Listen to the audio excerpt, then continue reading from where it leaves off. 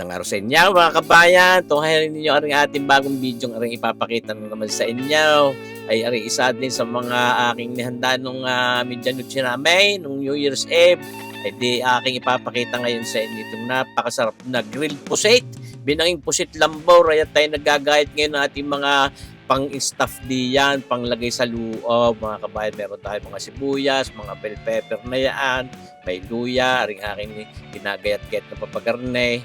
Mga kabayan, talagang ito'y kami mga okasyon tayo napilit na maghanda ng papagarne. Minsan laan naman may kamahalan din kung bilhin ng mga pusit lambaw pero pikit mata siyempre naman sabi pag marami daw handa masagana daw ang buong taon. Wala namang mawala kung tayo maniniwala. Di abot sa kakayahan nating may maihanda din sa ating hapag ng midyanuchi. Di ating ginagya. Mayroong mga keso din tayo, may kamates, at may siling haba. Ngayon, ako nakakita pa ng onion leeks doon.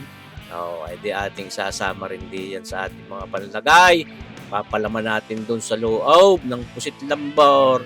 Siyempre, ito titimplahan din natin, mga kabayan, yung mga panlagay natin ito sa loob. Para pwede na nang ilagay. Para pwede na rin salad mga kabayan. Yan, ating nilagyan ng oyster sauce, ayan, mga 2 kutsara at toyo, mga 2 kutsara din mahigit. Tapos ito, karikit na asukal, mga kulang-kulang na 1 kutsarita. Ito, lalagyan din natin ng pamintang papagayaan, kahit papagayaon, dami-dami, para mas mabango din. At ito, lagyan natin karikit na asin, mga kulang-kulang kalahating kutsarita. At ating hahalu-haluin ng papagayaan, mga kabayan. Naku, talaga namang pagka mga garning may okasyon, kasarap din naman nga may mapapanood ka doon sa iyong hapaglantakan ng midyanuchi. Pagka may mga binanggar ni mabango-bango pa. At ito, ang pusit nating nabili. Pinakita ko sa inyo na ako'y namalingki noong 30 bagayaon, 31. Kamahalan 800 din ang isang pusit na So, marisipaw tawarin. Tititimplahan din ng karikner asin, saka yung oyster sauce na yan. Tapos ating lalagyan din niya ng paminta. At bababa din laan natin diyan ng mga 1 oras sa ating timplang iyan. Ikan din natin itong garlic powder na yan para mas mabangaw. Ating imamassage lang yan diyan sa ating pusit. Malinis ang aking kamay, mga kabayan. Kapag yan may napabangi, di ka naman tanggal ang mga bacteria niyan. Ito, dati bababad muna ng 1 oras diyan. Tapos, marisipaw ito nga. May natira doon sa ating garlic powder, granulated garlic na. Di nilagay din natin diyan, mga kabayat ng sagay. Mas mabangaw at mas masarap yung ating pang palamang ito. Pagkalipas ng 1 oras, ayan, ay ating ipapalaman na ito doon sa loob ng ating pusit lambor na yan. Napakasarap din naman ng pusit na yan. Kaya may kamahalan din. Yan mo kahit na-over ko, hindi ho nakunat yan. Pero kung tutusin yun ng mga pusit layout, yung isa sa mga ginagawa ko ding luto, mga pang-adobo at mga bisay ginagaya ko din, binabaki ko din, ay talagang mas malasa yung kung tutusin. Kaso lang, yun ay nakunat pagka-over ko. Kaya yan kahit na-over ko, hindi nakunat dyan, mga kabayan. Lalo pag mga garning binangay, yung gagawin natin, inaang natin ng yung ating palaman sa loob, maluto din ng karikitan. Ating sinarhan noong mga barbecue stick na yun, at yan ay ibabangin na natin ngayon.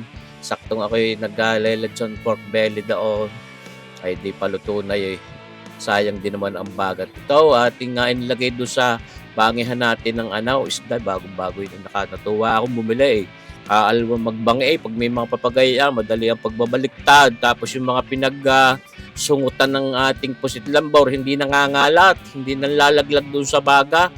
Yan Kaya ako tuwan, nakabili ako na rin ganito. Ito, madali ang pagbabalik Kita nyo ba ganyan? Simple, systematic. Tapos kita nyo yung mga pinag-uluhan ng pusit, yung mga sungot, mga galamay na yaon. Ano ba ang tawag dyan? Tentacles din bagaya, katulad sa octopus. Hindi na lalaglag doon sa baga. Dating hinahaplasan ng karikit na melted butter yan. Tapos ay meron din akong inilagay na karikit na yung gatas. Masarap po, pampapula ng kulay din.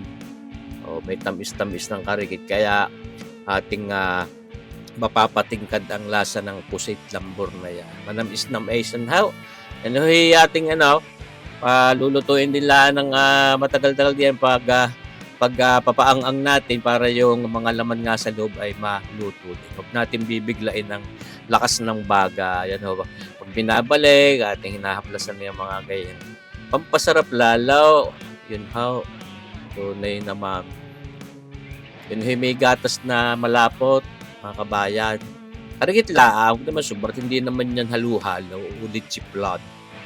Para lang ho, may drama yung pagluluto natin na namumula-mula yaan habang naluluto. Magandang itsura.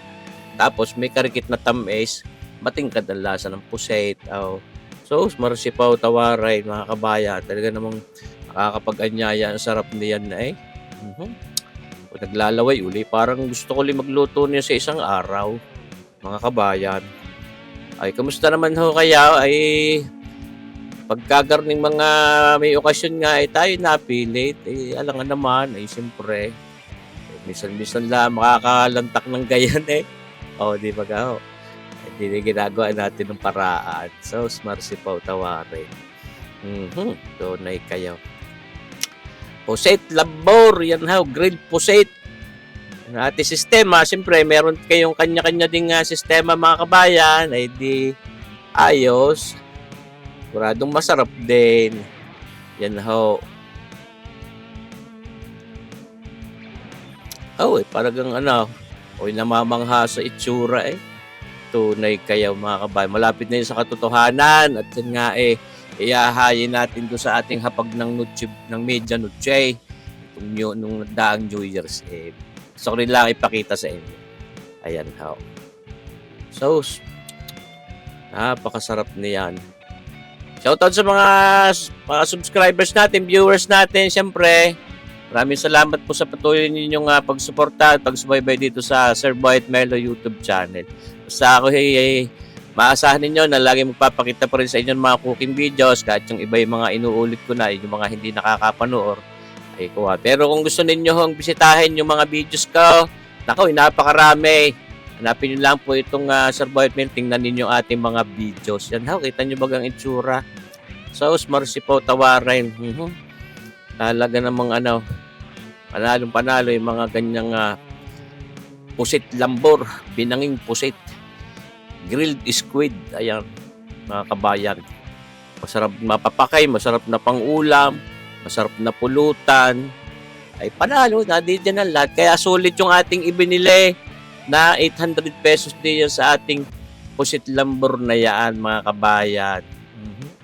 Talaga naman. Sana po nagustuhan ninyo ating video mga kabayan. Pwede ho ninyong i-share itong ating YouTube channel. Maraming salamat po sa inyo. Mabuhay tayong lahat. God bless!